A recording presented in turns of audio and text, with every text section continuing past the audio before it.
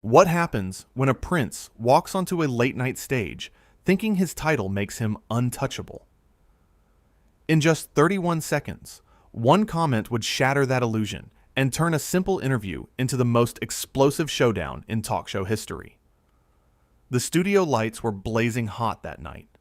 Bill Maher sat behind his desk with that signature smirk, the one that says he's ready for anything. The audience was packed, buzzing with energy. They knew something big was coming.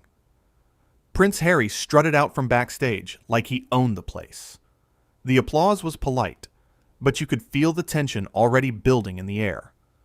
Bill stood up, shook his hand, and they both sat down. Bill leaned back in his chair, casual as ever. Harry adjusted his jacket, looking around the studio like he was inspecting it. "So, thanks for coming on the show," Bill said, his tone friendly but with an edge. "I know you've been making the rounds, talking about a lot of things." Harry nodded.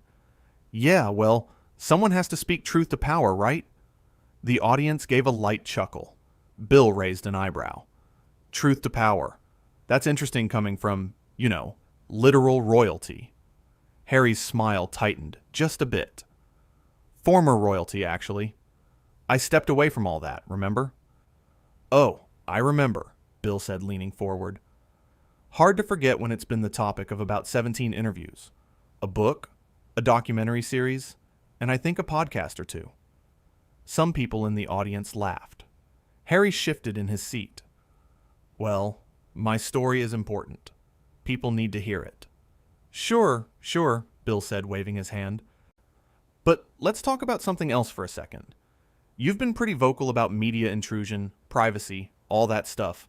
But then, you're also out here telling everyone every detail of your life. How does that work exactly?" Harry's jaw clenched. "It's about controlling my own narrative, telling my truth on my terms." "Your truth," Bill repeated, like he was tasting the words. See, that phrase always gets me. There's truth, and then there's your version of events. Those aren't always the same thing. The audience went quiet. You could feel the temperature in the room changing. Harry sat up straighter. "Are you suggesting I'm lying?" "I'm suggesting that maybe, just maybe, you're not the only person in your stories," Bill said. "Other people might remember things differently." Harry's face was starting to flush. "Other people weren't living my life. They don't know what I went through." "Right, but they were living their lives," Bill countered. "And you've talked about them pretty publicly. Your family, your brother, your father. They don't really get to tell their side, do they?" "They have the entire British press on their side," Harry shot back, his voice rising. "They have institutions protecting them. I had nothing." Bill tilted his head. "You had nothing? Come on, man. You're a prince. You grew up in palaces. You had more privilege in your pinky finger than most people get in their entire lives." "Privilege doesn't protect you from trauma," Harry said sharply. "Nobody's saying it does," Bill replied, keeping his voice level. "But privilege does give you options. Most people dealing with family drama can't write a multi-million-dollar book about it and go on global press tours." The audience started murmuring. Some were nodding. Harry looked like he was ready to jump out of his chair. "You're trivializing what I went through." "I'm really not," Bill said. "I'm just pointing out the irony. You want privacy, but you won't stop talking. You want people to leave you alone, but you keep putting yourself front and center." Harry stood up suddenly, pointing at Bill. "You don't get to sit there and judge me. You don't know anything about my life." Bill stayed seated, calm. "You're right. I don't. Because I wasn't there. But neither was your audience. They're just hearing your side." "My side is the truth!" Harry yelled. The audience gasped. Bill just stared at him, waiting. The silence stretched out, uncomfortable and thick. "Here's the thing," Bill finally said, his voice quiet but firm. "You came on this show, I'm guessing, because you thought it would be friendly territory. Maybe you thought I'd just lob you softball questions and let you say your piece. But that's not what we do here. We have conversations. Real ones." Harry was breathing hard, his fists clenched. This isn't a conversation. This is an ambush. It's only an ambush if you can't defend your own positions, Bill said, shrugging. I'm asking you basic questions. If that feels like an attack, maybe you should think about why. Maybe you should think about why you're so obsessed with tearing people down, Harry snapped. Bill laughed, but it wasn't mean. It was almost sad. I'm not trying to tear you down. I'm trying to get you to see that you can't have it both ways. You can't cry about media attention and then court it constantly. You can't demand privacy and write tell-all books. It doesn't work like that. It works however I want it to work, Harry said, his voice dripping with entitlement. I'm the one who lived it. And there it is, Bill said, pointing at him. That right there. That attitude. That's what people have a problem with. You think because you're you, the normal rules don't apply. Harry's face went red. The normal rules? You want to talk about normal? Nothing about my life has ever been normal. I was born into a circus. I didn't ask for any of it. Nobody asks to be born into their circumstances, Bill said, but we all have to deal with them. And most people don't get to deal with them from mansions in California. The audience actually applauded at that. Harry looked around, stunned, like he couldn't believe people were clapping. Wow. Okay, so this is how it's going to be. This is how it always is here, Bill said. We don't do puff pieces. If you wanted someone to just agree with everything you say, you should have gone on a different show. Harry started pacing. You know what your problem is? You're stuck in this old way of thinking. You can't handle that people are evolving, that we're questioning institutions, that we're demanding better. I'm all for questioning institutions, Bill said, but you're not questioning institutions. You're complaining that one particular institution didn't treat you exactly how you wanted to be treated, even though you benefited from it your entire life. Benefited? Harry spun around. You call being trapped a benefit? You weren't trapped, Bill said, his patience clearly wearing thin. You could have left quietly any time, but you didn't want to leave quietly. You wanted to leave loudly, get paid for it, and still somehow be seen as a victim. Harry slammed his hand on the desk. The sound echoed through the studio. I am a victim of the press, of the system, of all of it. Bill stood up now, matching his energy. You're not a victim. You're a grown man who made choices. Some good, some bad, like everyone else. But you don't get to make those choices and then blame everyone else when they have consequences. You have no idea what you're talking about, Harry said, his voice shaking with anger. Then explain it to me, Bill challenged. Explain how someone with your resources, your platform, your opportunities is a victim. Make it make sense. Harry opened his mouth, closed it, opened it again. I don't have to explain anything to you. You kinda do, Bill said. You came on my show. You wanted to talk. So talk. But talk honestly. Stop hiding behind therapy speak and buzzwords. Just be real for 5 seconds. I am being real, Harry insisted. No, you're being defensive, Bill said. There's a difference. Harry looked at the audience, then back at Bill. You're impossible. I'm consistent, Bill corrected. I treat everyone the same way. I don't care if you're a prince or a plumber. If you say something that doesn't add up, I'm going to call it out. Well, maybe that's your problem, Harry said. Maybe you should care about who people are. Bill laughed out loud at that. Oh, so now you want special treatment because of your title. I thought you walked away from all that. I thought you were just Harry now. I am just Harry, he said, but his voice wavered. Then act like it, Bill shot back. Just Harry doesn't get to demand respect because of his last name. Just Harry has to earn it like everyone else. The audience was completely silent now. Every eye was glued to the stage. Harry looked lost, like he hadn't expected any of this. This is unbelievable. I came here to have a conversation, and you've done nothing but attack me. I've asked you questions, Bill said, spreading his hands. If questions feel like attacks, that's on you, not me. These aren't questions. They're accusations, Harry said. Fine. Let me ask you a real simple question then, Bill said. Do you think you might be wrong about anything? Anything at all? Harry stared at him. The silence stretched on, and on, and on. That's what I thought, Bill finally said, sitting back down. You can't even consider it. I've admitted I've made mistakes, Harry said weakly. Sure, small ones, Bill agreed. But the big stuff?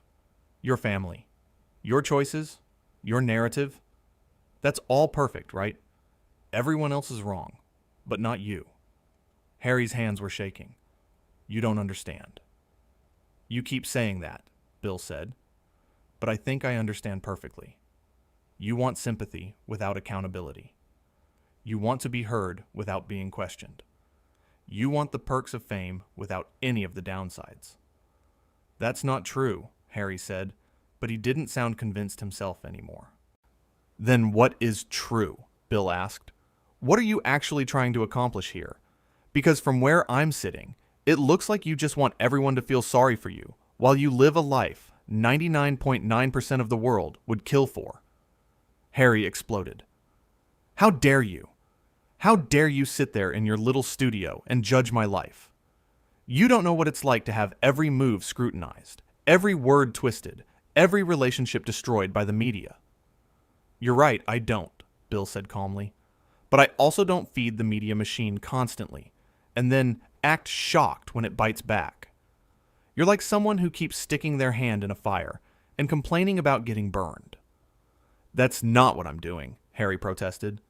It's exactly what you're doing, Bill insisted. Every interview, every project, every statement. You're adding fuel to the fire and then crying about the flames. Harry stepped back from the desk. I don't need this. I don't need to sit here and be disrespected. Nobody's disrespecting you, Bill said. I'm disagreeing with you. There's a difference.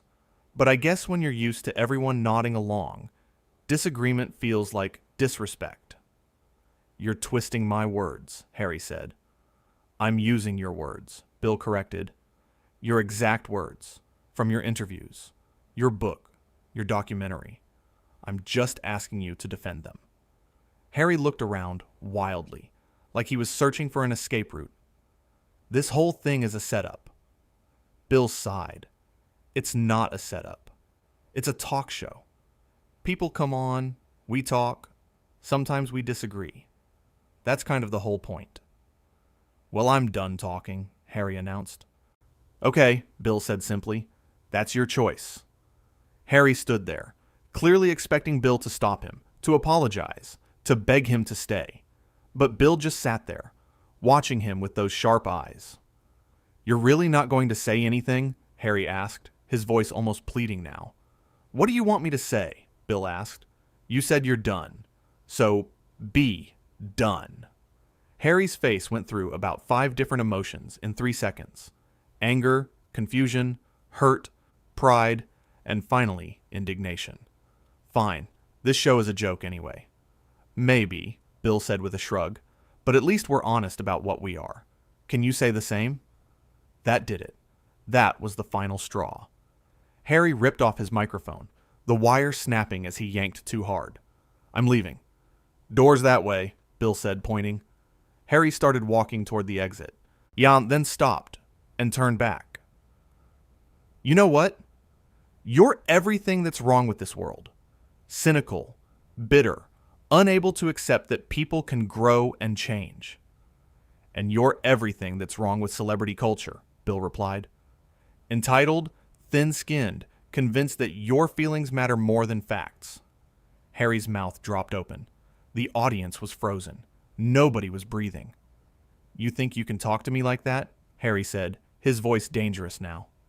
I just did, Bill said, and I'll keep doing it, because that's my job. I talk to everyone like this. Presidents, actors, authors, and yes, even princes. Nobody gets a free pass. I didn't want a free pass, Harry said. I wanted respect. Respect is earned, Bill said. Not given because of who your grandmother was. The audience gasped. That one hit hard. Harry looked like he'd been slapped. My grandmother was an incredible woman. I'm sure she was, Bill said, but she's not here. You are, and you have to stand on your own merits, not her legacy. Harry shook his head slowly.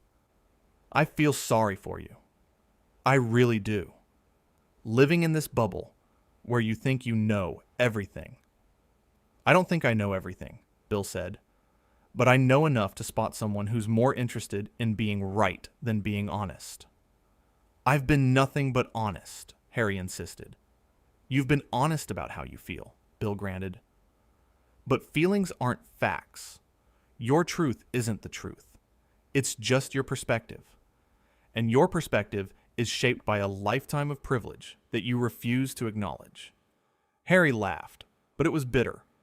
Privilege. That word again. You all love that word. Because it matters, Bill said. You can't understand the world if you don't understand your place in it. And your place has always been at the top. Even now, when you're supposedly struggling, you're doing it in luxury most people can't imagine. Money doesn't buy happiness, Harry said. No, but it buys options, Bill countered. And you've had more options than almost anyone on Earth. So forgive me if I don't cry too hard when you complain about how tough things are. Harry took a step toward the desk, his finger pointing again. You want to know what's tough? Having your mother die because of the paparazzi. Having your privacy invaded every single day. Having people you love turned into tabloid fodder. That's tough. Bill's expression softened. Just a fraction. I'm not minimizing your mother's death. That was a tragedy. But you don't honor her memory by using it as a shield every time someone challenges you.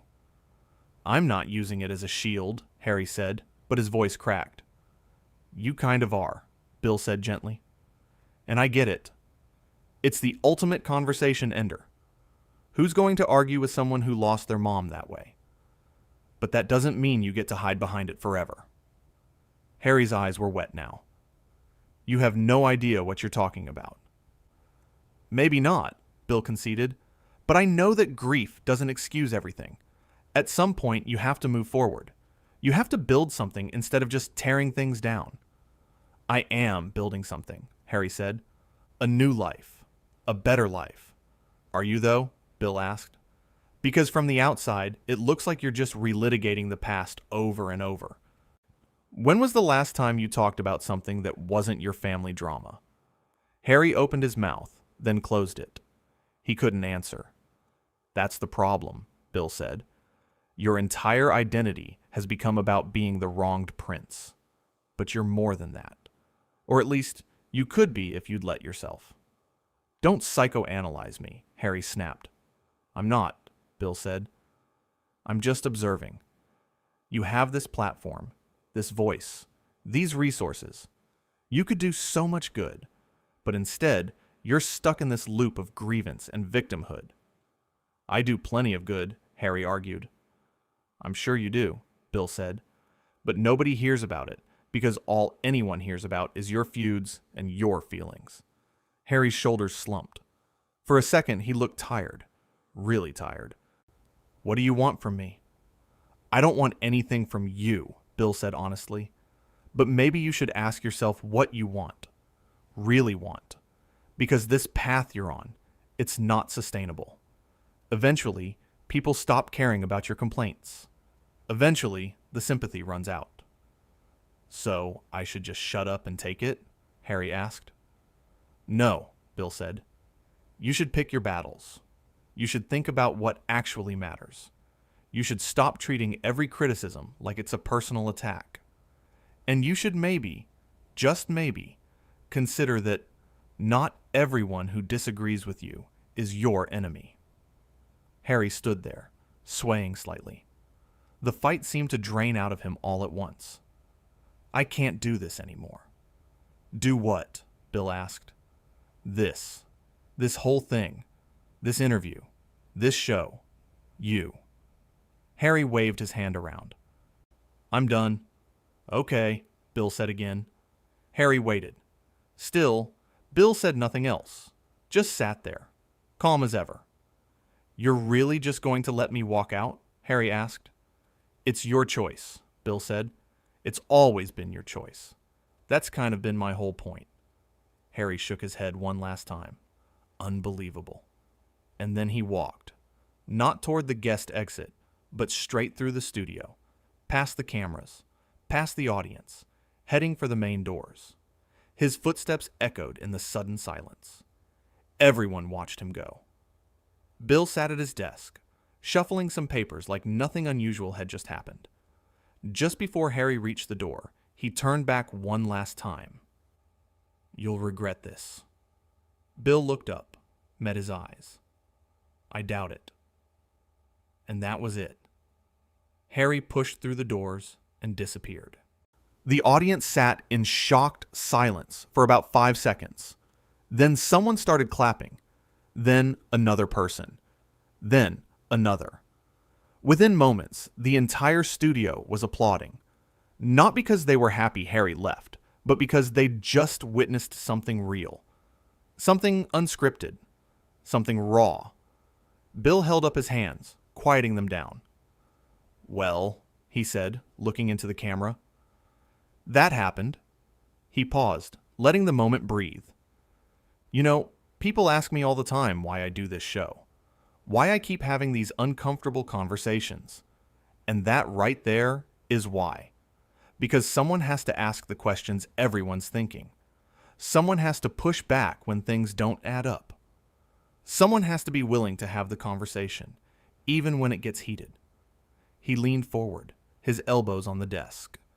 "I didn't want that to go the way it went. I really didn't. But I'm not going to sit here and pretend I agree with someone when I don't. I'm not going to nod along just because they have a title or a tragic backstory or a big platform. That's not respect. That's condescension." The audience was hanging on every word. Real respect means treating someone like an adult, like an equal, like someone capable of defending their own ideas. And if they can't defend those ideas, well, maybe they need better ideas. Bill sat back. "I hope he finds what he's looking for. I really do. But I don't think he's going to find it by playing the victim. Nobody ever does. Victimhood is a trap. It feels safe because it means nothing is ever your fault. But it also means you're never in control. And that's no way to live." He glanced at his notes. We've got to go to commercial. When we come back, we'll talk about literally anything else. Because I think we've had enough family drama for one night." The applause started again as they cut to break. Behind the scenes, producers were scrambling. Some were worried about the fallout. Others were already calculating the viral potential. Bill just sat there, sipping water, completely unfazed. This was just another night for him. Another conversation.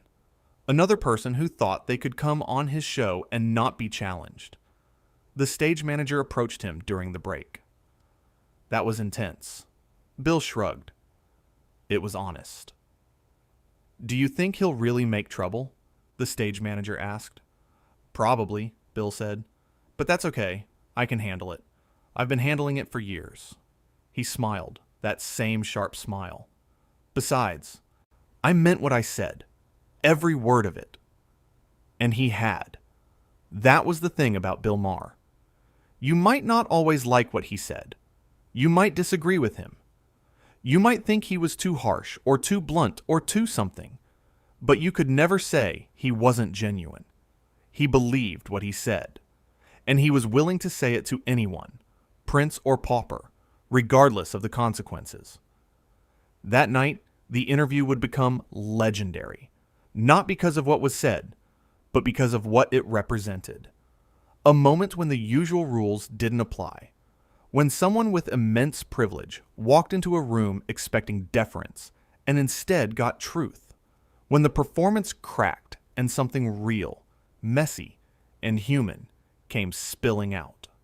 The studio audience filed out that night buzzing with energy. They'd witnessed something. They'd seen two people have an actual confrontation, Not a scripted debate or a manufactured controversy, but a real clash of perspectives. Some sided with Bill. Some felt bad for Harry. Most were just glad they'd been there to see it. Bill finished the rest of the show like nothing had happened. He interviewed his other guests, made his jokes, did his monologue, professional to the end. Because that's what he did. That was his job. And he was good at his job. Later, sitting in his dressing room after the show wrapped, Bill looked at himself in the mirror. He didn't look triumphant or regretful. He just looked like himself. He'd done what he always did. Asked questions. Pushed back.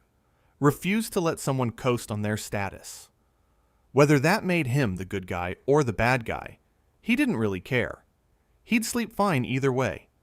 Because at the end of the day, Bill Maher believed in one thing above all else. The truth. Or at least the pursuit of it. And sometimes, pursuing the truth meant making people uncomfortable.